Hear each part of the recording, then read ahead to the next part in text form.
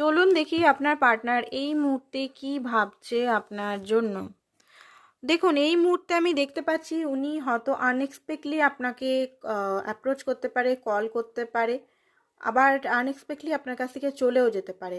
উনি কোনো আইডিয়া বা কোনো কিছু নিয়ে আপনার কাছে আসতে পারে, জব বা আদার্স কিছু কেরিয়ার কোনো কিছু জিনিস নিয়ে আপনার কাছে অ্যাকশন নিয়ে আসতে পারে, অ্যাকশন নিতে পারে, মূলত অ্যাকশন নিতে পারে।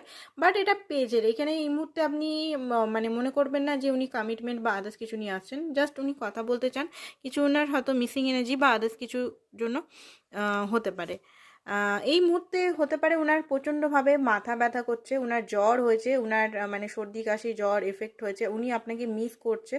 অ্যান্ড মিস করছে সেই জিনিসগুলো, যে জিনিসগুলো আপনার সঙ্গে খারাপ করেছে, সেই জিনিসগুলোর জন্য উনি প্রচণ্ডভাবে গিল্টি বোধ করছে। তো সেই কারণে উনি আপনার সঙ্গে হয়তো এই মুহূর্তে ফোন করতে পারে, কল করতে পারে, কারণ উনি ভাবছেন হয়তো আপনাকে